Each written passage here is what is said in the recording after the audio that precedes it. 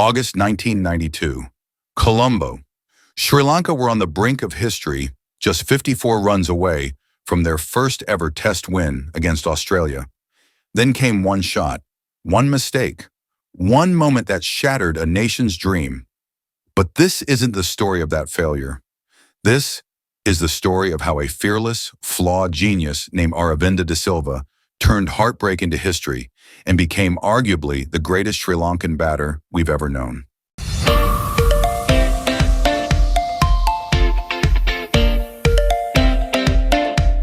Fast forward a few years from that heartbreak.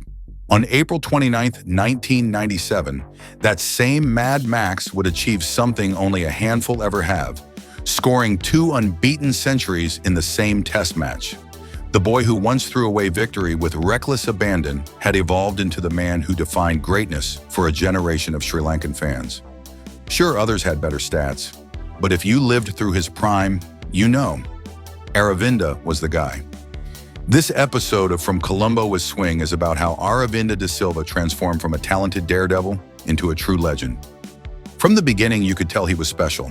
Aravinda debuted for Sri Lanka at just 18, and within a year played a blazing knock of 75 against India, helping secure Sri Lanka's first ever test win. A few months later, he backed it up with twin centuries in Pakistan. He had a fearless streak from day one, never afraid to hit the first ball for 4 or even 6, even against giants like Kapil Dev and Imran Khan. Completing a century with a 6, he made it look casual. Short ball at his head, no ducking, no hesitation, just a pull into the stands. Maybe it was that love for sports cars, living life in the fast lane. But that same bravado sometimes cost him and his team dearly, like at SSC that day. And it didn't help that Sri Lankan cricket was far from professional back then. In fact, until the mid-90s, it wasn't even semi-professional. On top of that, between 1987 and 1992, Sri Lanka barely played any home cricket due to security concerns, robbing Aravinda and the team of crucial development time. Even so, flashes of brilliance kept coming.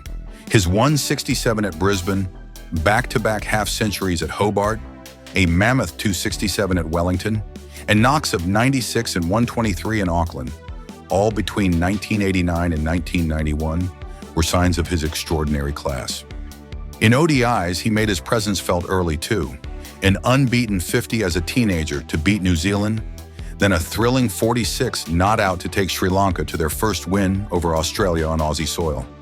In the very next match, he hit another unbeaten 81, albeit in a losing cause. Just before that fateful SSC test, he even hammered a match-winning century against the Aussies. A glimpse of what was to come. During the 1995 season, Aravinda was picked to replace Carl Hooper as Kent's overseas player. It was a huge opportunity and a test. He struggled initially, but once he got going, there was no stopping him. Over 1,200 runs, 6 centuries, 2 of them doubles. His defining moment? A fighting century in the Benson and Hedges Cup final at Lord's, almost single-handedly dragging Kent through against Lancashire. He lost the match but won the hearts of everyone watching. A quite superb innings. Yes, it was superb. Orthodox cricket shots, drives, pulls, first ball, tries to flip it for 6, and it doesn't quite carry, only to Graham Lloyd. In fact, he was so good that day, he won the man of the match, even though he was on the losing side. That rarely happens. More importantly, he didn't just come back from England a better batsman. He came back a different one. Same fearless spirit, but with maturity and understanding of his role.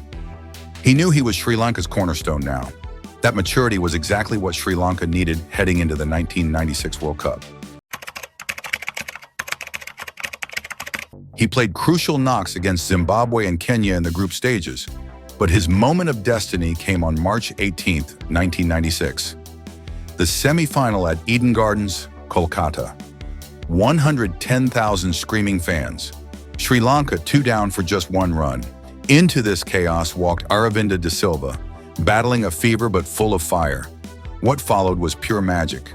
A blistering 66 off just 47 balls. Not wild slogging, precision, class. He rebuilt the innings with grace under the fiercest pressure. He set up the match. He set up the dream. Then the final, the ultimate all-round performance. First, 3 wickets with the ball, 2 catches. Then that unforgettable innings with the bat. A century on the biggest stage of all. In Kumar Sangakkara's words, let's hear about it. My favorite World Cup memory would be from 1996, Aravinda de Silva's 100 in the final. He scored a brilliant half-century in the semi-finals as well.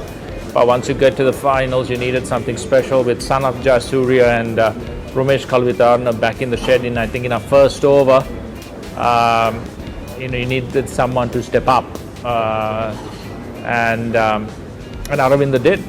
The most amazing innings that he can ever play. He produced it at just the right time for Sri Lankan cricket. That tournament finally turned Mad Max into a trusted, battle-hardened hero. One of the rare few who delivered match-winning performances in both a World Cup semi-final and final. From 1996 to 1999, Aravinda was unstoppable. Only Sachin Tendulkar scored more runs worldwide, and only Sachin and Aravinda did it with an average over 50. Recently, I stumbled upon a Reddit thread where a photo of him walking out to bat in the '96 final sparked floods of admiration. Not just from Sri Lankans, but from cricket fans all over the world. It reminded me just how much reverence he commands, even decades later. In 2023, 2 decades after his retirement, Aravinda finally took his rightful place in the ICC Hall of Fame as the 4th Sri Lankan to receive the honors.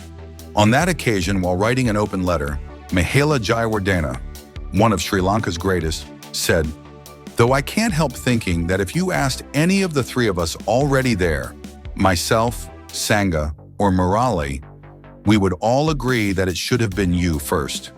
Sangha may have the numbers, but if you ask either of us, you are the best batter Sri Lanka has ever produced. Your impact on Sri Lankan cricket cannot be matched." Wrap this up then with Aravinda's own words about that iconic World Cup final. That was the ultimate. To have contributed to Sri Lankan cricket's greatest moment is something I will cherish all my life.